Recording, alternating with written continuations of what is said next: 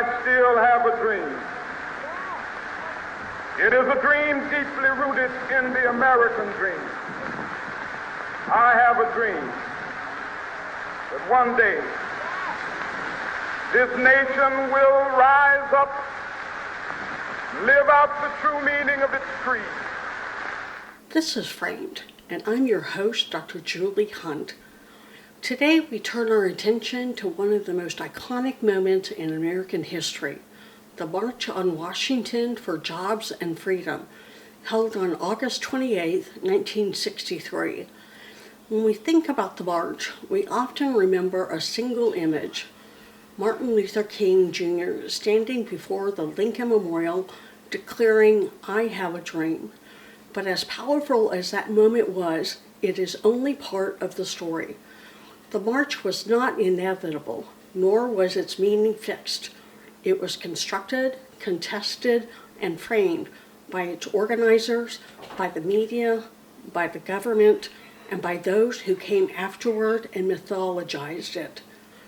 In this episode, we'll peel back those frames. We'll look at what led to the march, how it was organized, how it was covered, and how it has been remembered.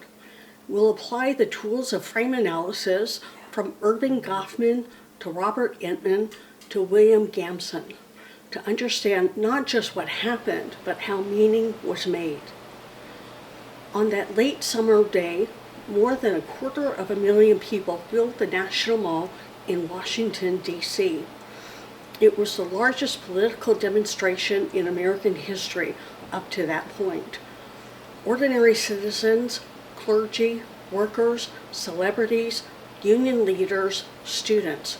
They gathered not only to call for racial equality, but also for economic justice. The pictures from that day are iconic.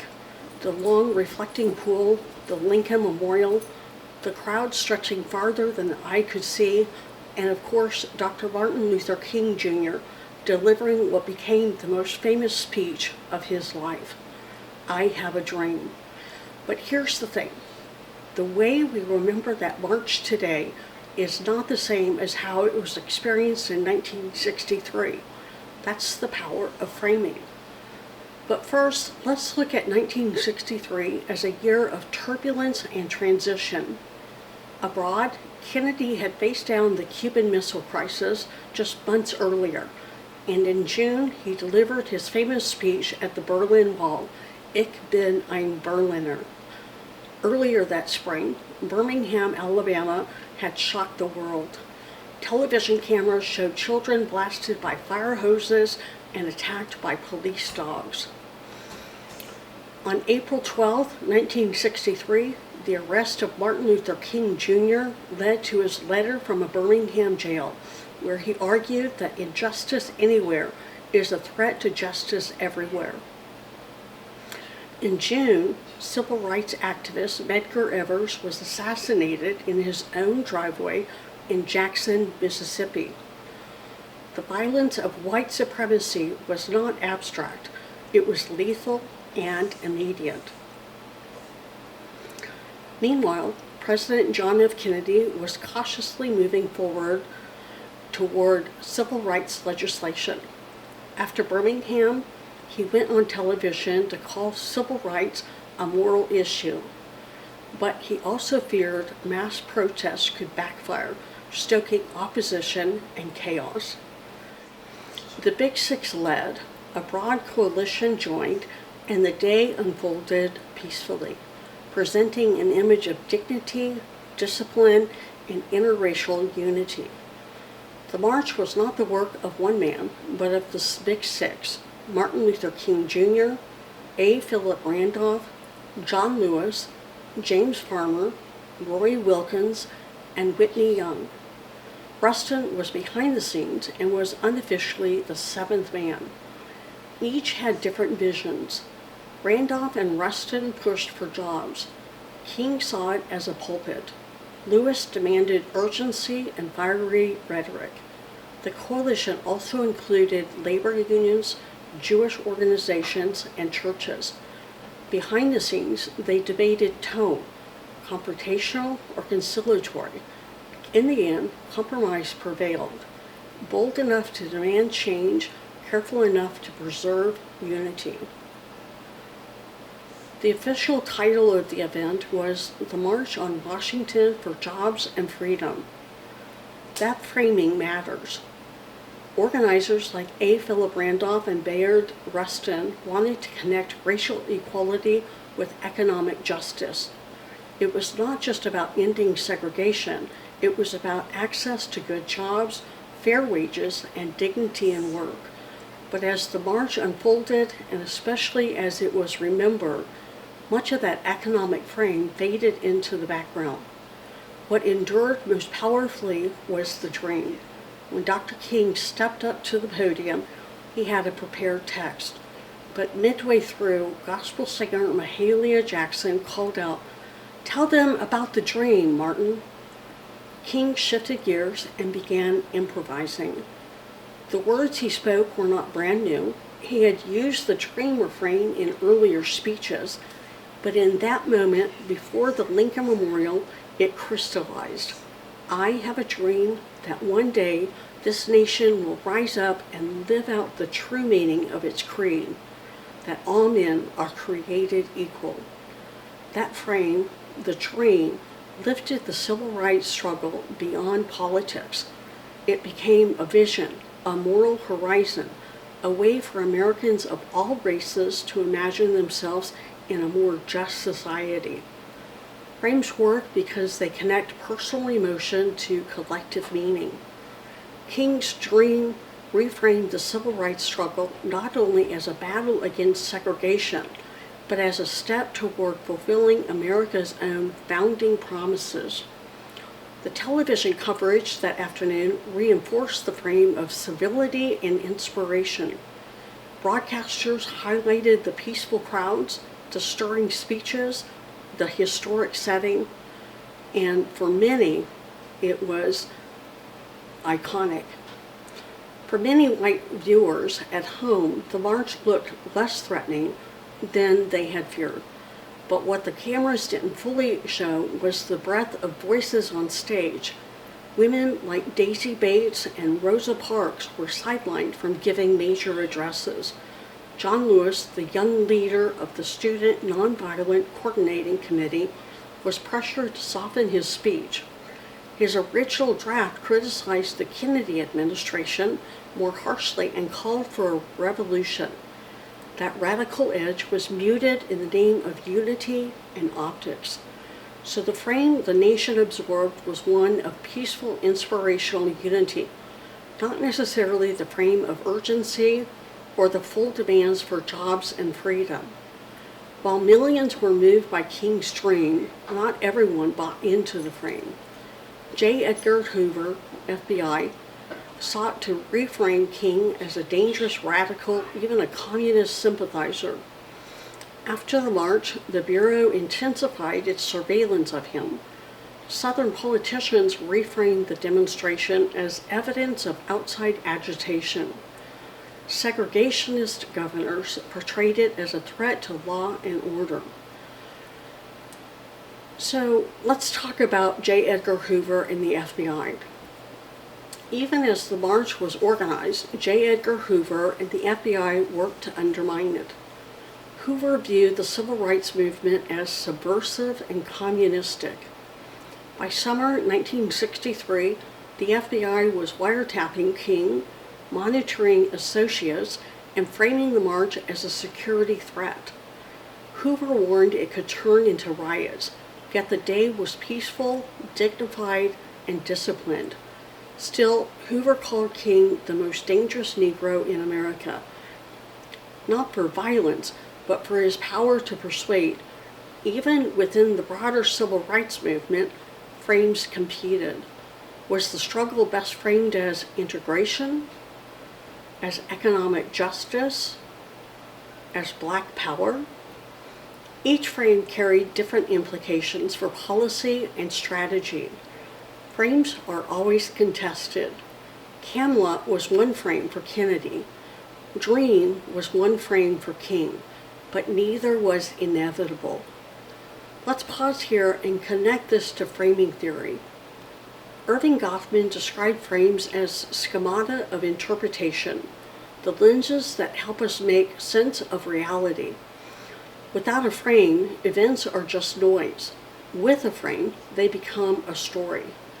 Robert Entman argued that frames perform four functions. They define problems, diagnose causes, make moral judgments, and suggest remedies. King's dream did all four. It defined the problem as racial inequality.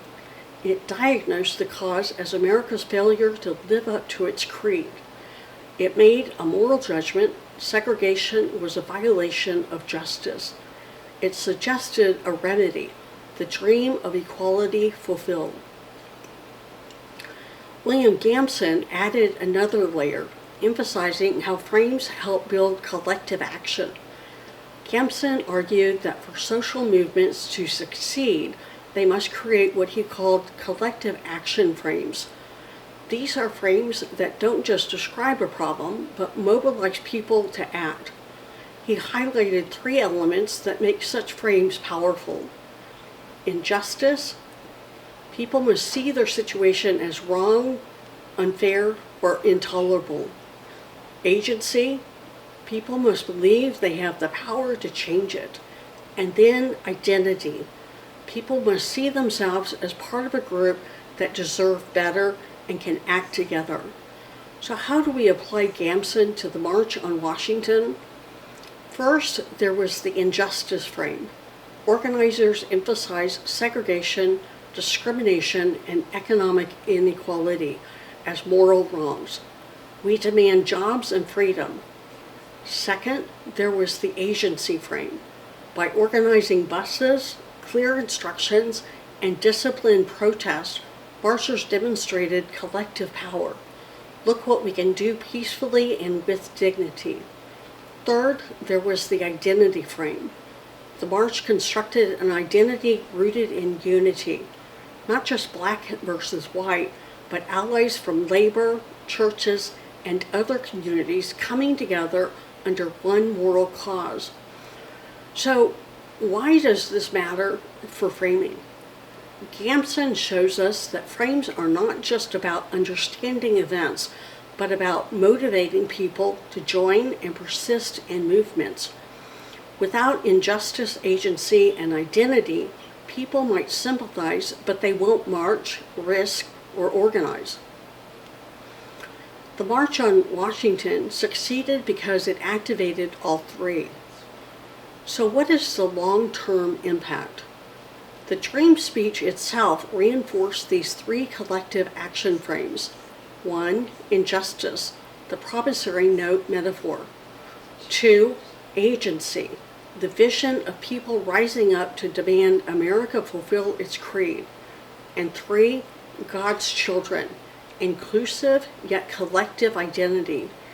Over time, as memory shifted toward only the dream, the injustice and agency elements were softened, which is why Gamson helps explain how movements lose some of their edge in public memory. Frames don't just interpret reality, they mobilize people. The dream mobilized because it gave people hope, direction, and a sense of shared destiny. This is why King's words resonate 6 decades later. They were not just poetic, they were a frame. Today, when we teach or commemorate the March on Washington, we almost always foreground the dream. That is the frame that stuck. But historians remind us that the march was also about jobs and freedom, about economic justice, labor rights, and access to opportunity. That part of the frame faded in public memory, in part because it was less comfortable, less universal, and harder to resolve. This raises a question: what do we gain and what do we lose when a frame dominates? The dream frame made the movement accessible and inspiring, but it also risked smoothing over the radical demands at the heart of the struggle. As we think about the March on Washington, we should remember it not only as a dream, but as a demand. not only as a symbol, but as a strategy. The dream frame still inspires, but the forgotten jobs and freedom frame challenges us to confront inequality that persists today. King began with a prepared text using the bad check metaphor and urgent refrains. Prompted by Mahalia Jackson, he launched into the dream sequence.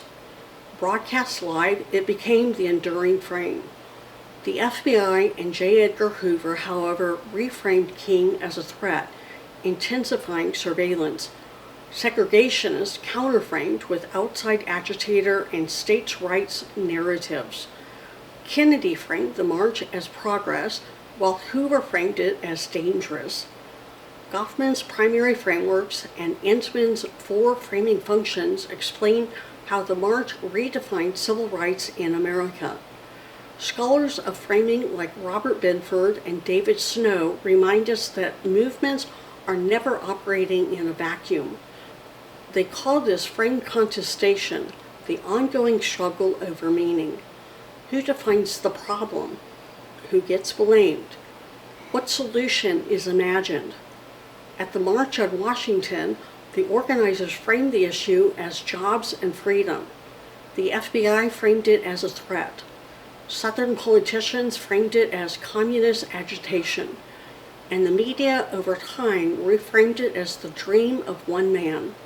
That struggle over meaning, frame contestation, is just as important as the event itself. So let's look specifically at the I Have a Dream speech. King stood before the Lincoln Memorial, framed by history itself. He began with a metaphor, a promissory note, a check marked insufficient funds. America had failed to deliver on its promise of equality. Then, urged by Mahalia Jackson to tell them about the dream, King moved into a soaring refrain. The dream was inclusive, aspirational, and moral. It was a sermon as much as a speech. For millions watching on television, it was unforgettable. For the FBI, it was terrifying because King's frame of America redeemed was more powerful than any threat of violence. Let's pause on King's speech and see it through the lens of framing theory. Robert Entman teaches us that frames perform 4 key functions, as you remember. They define problems, diagnose causes, make moral judgments, and suggest remedies. So first of all, define problems. How does King define the problem?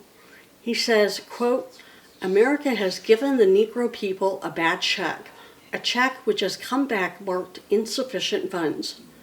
The problem isn't just Southern segregation, it's that America has defaulted on its promise of democracy. That frame broadens the struggle from a regional issue to a national moral crisis. Number 2, diagnose causes. Who does King blame? He speaks of, quote, the manacles of segregation and the chains of discrimination. These aren't isolated acts of prejudice, they are systemic barriers holding people down. King frames the cause as institutional injustice, not just individual bigotry. Moral judgment, number 3. Then King makes a sweeping moral judgment. He proclaims, quote, now is the time to make justice a reality for all of God's children. And he borrows from Scripture. We will not be satisfied until justice rolls down like waters and righteousness like a mighty stream. He is framing civil rights not as a policy debate, but as a moral imperative. And then, number 4, remedies. Finally, King offers remedies, not just laws, but a vision of what America could be. This is where the dream emerges. I have a dream that one day this nation will rise up and live out the true meaning of its creed. Quote, I have a dream that my 4 little children will one day live in a nation where they will not be judged by the color of their skin, but by the content of their character. These lines frame the solution as both immediate activism, we cannot be satisfied, and long-term transformation, a moral horizon worth marching toward. William Gambson helps us see another dimension. Remember his 3 collective action frames: injustice, agency, and identity? King nails each one. He names the injustice. 100 years later, the Negro is still not free. He empowers agency. We must forever conduct our struggle on the high plane of dignity and discipline. We must not allow our creative protests to degenerate into physical violence. That tells the crowd they have the power to act, and to act with discipline. And he broadens identity. Black men and white men, Jews and Gentiles, Protestants and Catholics will be able to join hands. That's a frame of shared identity, making the dream not just a Black dream, but an American dream. The march influenced the Civil Rights Act of 1964 and Voting Rights Act of 1965. Over time, memory sanitized its radical edges, elevating King's dream while fading economic demands. Yet its frames, civil rights, morality, patriotism, economics, still resonate. If this episode has sparked your interest, I invite you to continue the conversation with me beyond the podcast. You can read more reflections on framing, history, and communication on my framed blog at zephaniahcreative.substack.com. And if you'd like exclusive deeper dives, behind-the-scenes notes, and bonus episodes, join me on Patreon at patreon.com/framedpodcast1. Your support helps me keep producing thoughtful, critical, and accessible content. Together, we can create a space where ideas are debated, frames are uncovered, and perspectives are broadened. Until next time, I'm Dr. Julie Hunt, and this is Framed. Remember, communication is history, and history is never just what happened, it's how we framed it.